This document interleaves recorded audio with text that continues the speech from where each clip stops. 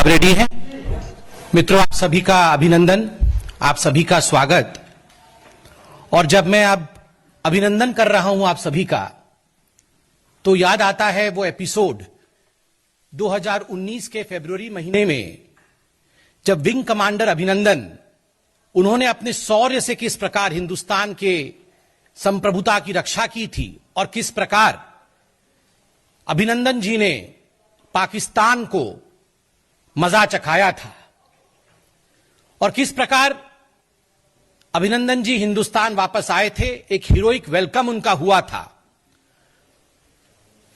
उससे पहले surgical strike, air strike इत्यादि उन सब विषयों को लेकर कल पाकिस्तान के नेशनल असेंबली का एक महत्वपूर्ण वीडियो पूरे विश्व के सामने आया है।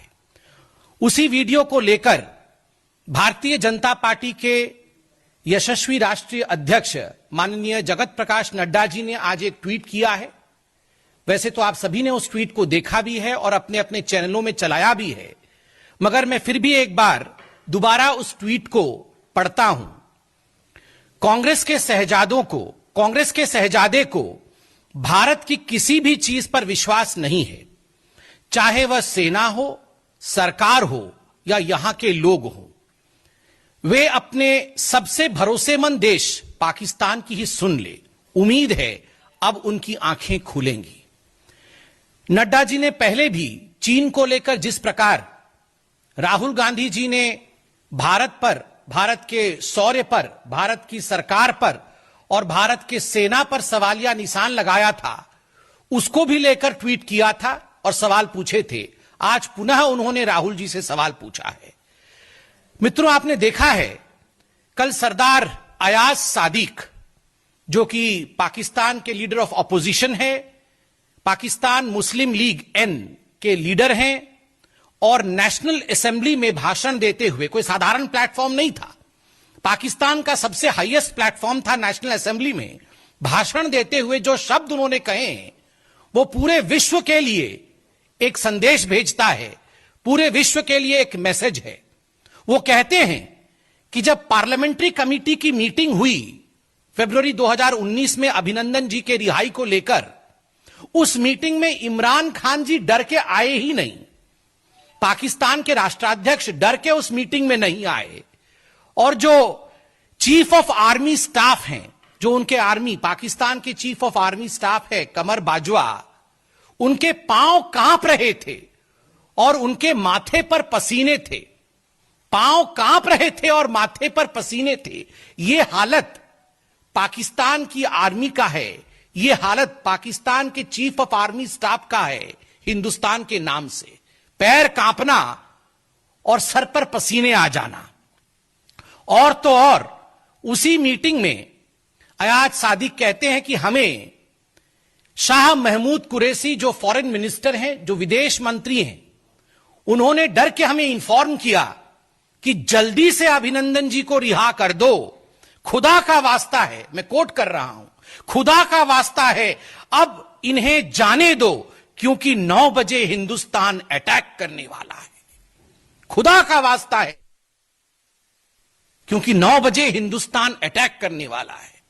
आप देखिए मोदी जी के नेतृत्व में किस प्रकार हिंदुस्तान के सेना की, भारत के शौर्य का किस प्रकार वहां पाकिस्तान में खौफ है, डर है। आज 2-3 विषय उठते हैं। पहला विषय उठता है कि हिंदुस्तान की आम जनता को, हिंदुस्तान के निवासियों को कभी शक नहीं था कि India is the best. As far as Indian army is concern, we are the bravest army in the world. As far as Indian leadership is concern, as far as Modi ji as our prime minister is concern, we have clarity and we have decisiveness. Modi ji के अंदर एक clarity है, एक vision है, दूरदर्शिता है, और भारत को आगे कैसे बढ़ाना है, आतंकवाद को कैसे रोकना है, पाकिस्तान से कैसे निपटना है, विस्तारवादी शक्तियों से किस प्रकार से पेश आना है, इन सब विषयों को लेकर मोदी जी में एक क्लैरिटी है, एक दूरदर्शिता है। वहीं भारत में दुख का विषय है कि एक ऐसा विपक्ष है और एक ऐसा नेता है जिसे आदरणीय नड्डा जी ने शहजादे के नाम से पुकारा है। एक ऐसा शहजादा है जो कभी कभी हिंदुस्तान का शहजादा कम और पाकिस्तान का शहजादा ज्यादा नजर आता है। और मैं ये मजाक में नहीं कह रहा, वो पाकिस्तान का शहजादा ज्यादा क्यों नजर आता है उसके पीछे भी तथ्य हैं। सर्जिकल स्ट्राइक हिंदुस्तान करता है, पाकिस्तान के छक्के छूट जाते हैं और शहजादा जो है वो सवालिया निशान हिंदुस्तान की आर्मी के ऊपर, हिंदुस्तान के आर्मी के प्रेस कॉन्फ्रेंस के ऊपर लगाता है। और जो फ्रेज शहजादा इस्तेमाल करता है वो फ्रेज, वो मुहावरा है, खून की दलाली। मतलब सर्जिकल स्ट्राइक खून की दलाली थी, शर्मनाक है। एयर स्ट्राइक होता है, एयर स्ट्राइक के बाद शहजादे कहते हैं कुछ नहीं हुआ है, मोदी जी ने कुछ नहीं किया है। सेना के ऊपर शहजादे के लोग इस प्रकार की टिप्पणी करते हैं सेना के अध्यक्ष के ऊपर कि ये सड़क के गुंडे हैं। एक तरफ हमारे सेना के अध्यक्ष को देखिए, हमारे सीडीएस को देखिए, उनके शौर्य को देखिए।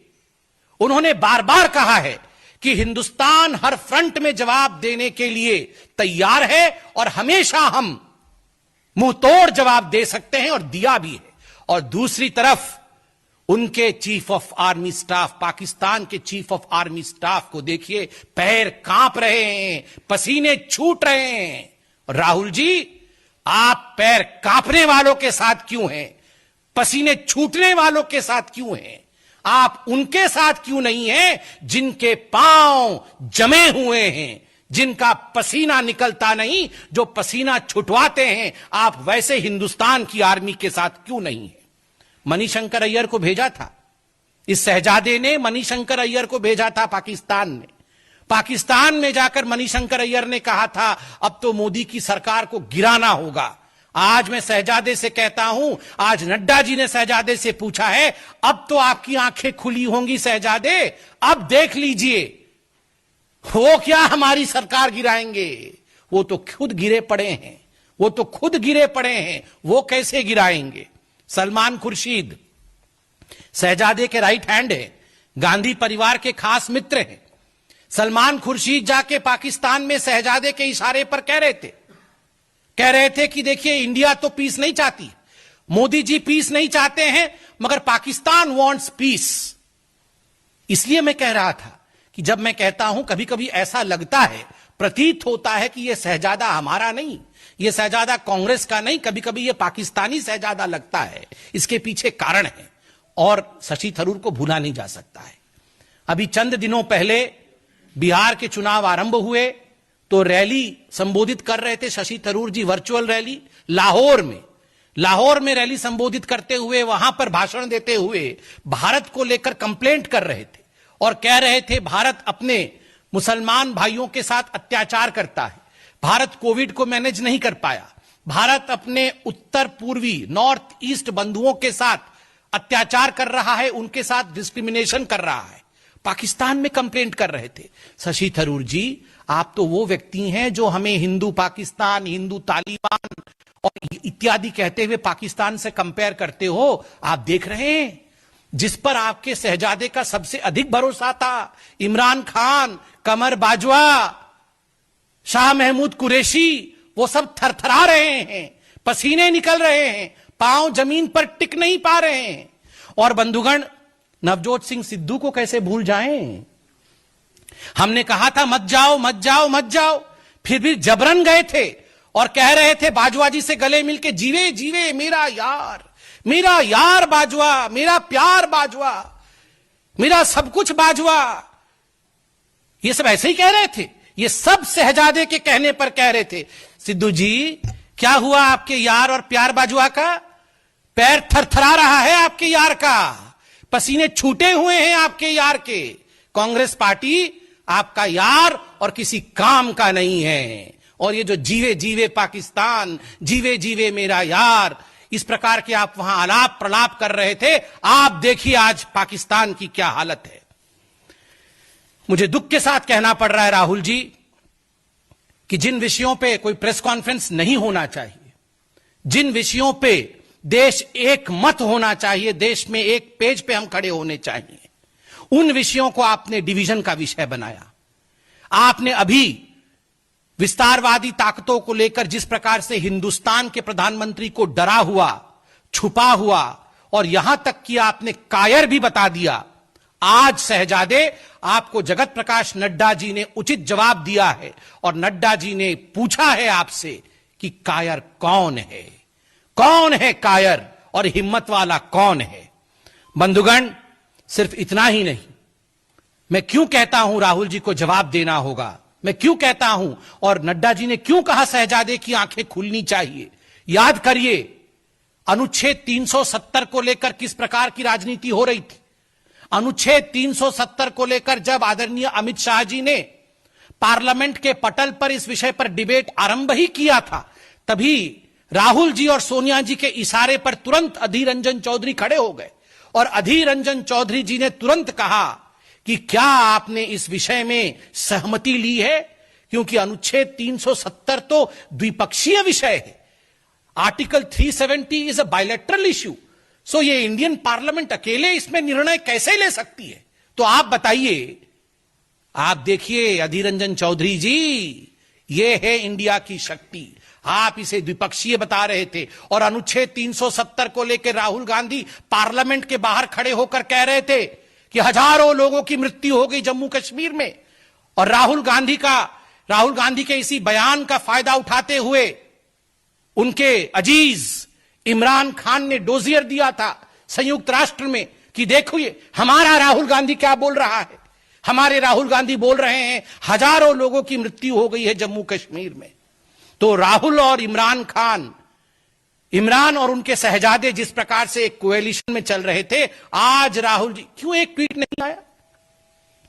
मैंने देखा नहीं है राहुल जी, हो सकता है ट्वीट किया है क्या?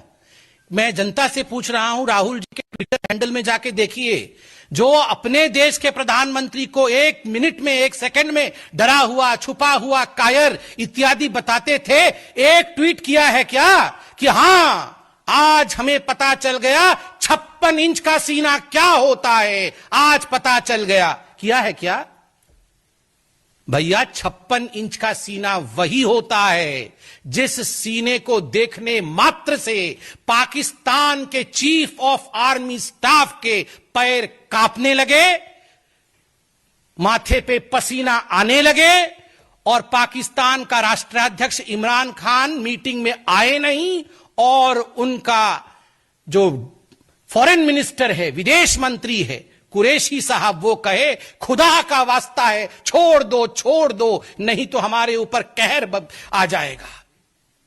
ये होता है 56 इंच।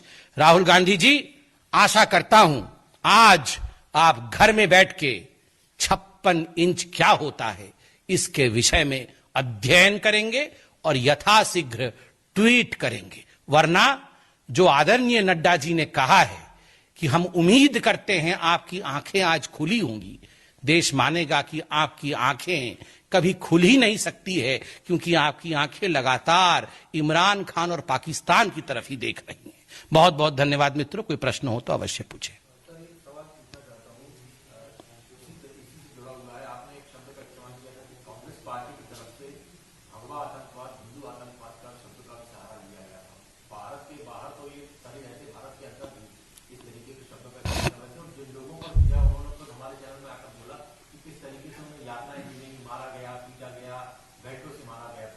किस तरीके से देखते हैं पूरे विषय को, जब साध्वी प्रज्ञा ठाकुर को जबरदस्त हटाया गया और उनको प्रताड़ित किया गया? देखिए, जहां तक हिंदुओं के ऊपर अत्याचार और हिंदुओं का विरोध करने का विषय है, इसमें कोई दो मत नहीं है कि कांग्रेस पार्टी ने 70 वर्षों में जिस प्रकार सेक्युलरिज्म के पीछे छुपते हुए तुष्टीकरण की राजनीति को आगे बढ़ाया है, उसी का नतीजा आज कांग्रेस पार्टी भुगत रही है।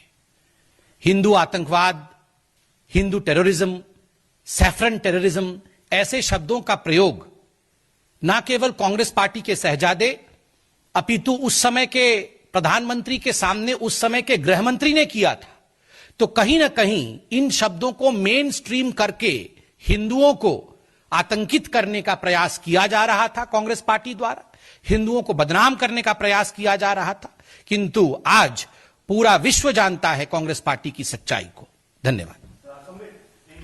Bihar, you saw that how Durga Puja protesting was attacked, and then you saw the Congress party was completely attacking the BJP in Chhattisgarh, but now not a single word of condemnation has come from the Congress party, where Durga Puja, Pandal and the Pujaris were brutally lathi-charged by police over there in Chhattisgarh. See, as far as Congress party is concerned, selectivism is the key word. The Congress party will not speak about despicable law and order situation in the states in which they govern. They would not speak about Rajasthan. They would not speak about Chhattisgarh. They would not speak about Punjab.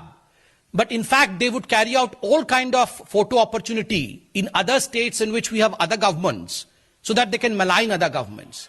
Ironically, it is this selectivism which has taken down the Congress party. And of course, as far as attack on Durga Puja in Chhattisgarh is concerned, it is quite condemning. We condemn the incident and an investigation should be put into it.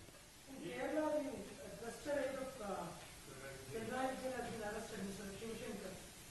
How do you see this issue? See, as far as the gold scam in Kerala is concerned, there is no doubt that is one of the most important scams of the recent times.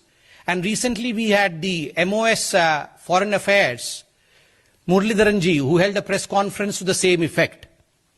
He had demanded certain questions then as to why should the buck not stop at the doorstep of the chief minister.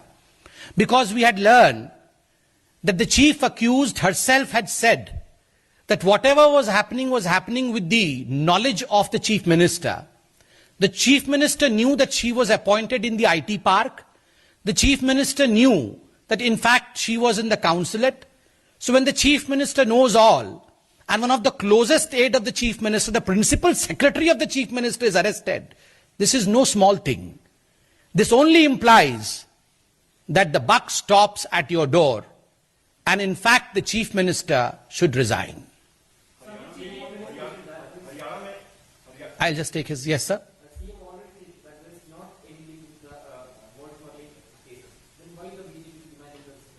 So of course anyone who is a wrongdoer never says that I am the one who has committed the crime. Investigation is on, NIA is looking after it. It is not just gold scam. Money funding, terrorism, etc. is also linked with it. That's what the NIA has said. It has serious ramifications and we have to wait for the report. But since the principal secretary is also arrested now, it's not a small affair anymore. Haryana में एक लड़की की गोली मार के हत्या हुई और जो आरोपी है वो कांग्रेस नेता के परिवार से जुड़ा है, तो इस पे आपका क्या कहना है? देखिए, जिस प्रकार से निकिता तोमर जी के साथ ये घटना हुआ है हरियाणा में, स्वाभाविक रूप से जो हत्यारे हैं वो कांग्रेस पार्टी के काफी निकट के हैं. उनके चाचा, उनके भाई इत्यादि सभी कांग्रेस पार्टी में हैं. तो ये सवाल कांग्रेस पार्टी से ही उठता है कि वो अपने विधायक को सस्पेंड क्यों नहीं करते हैं. जो अभी सिलेक्टिविज्म की हम बात कर रहे थे, वो विषय बहुत महत्वपूर्ण है. बहुत बहुत धन्यवाद बंधुओं.